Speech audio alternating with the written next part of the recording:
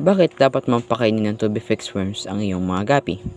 Ang tubifex worms ay magandang idagdag sa pagkain ng iyong mga gapi dahil puno ito ng protina na tumutulong sa mas mabilis na paglaki at paglabas ng matingkad na kulay ng isda.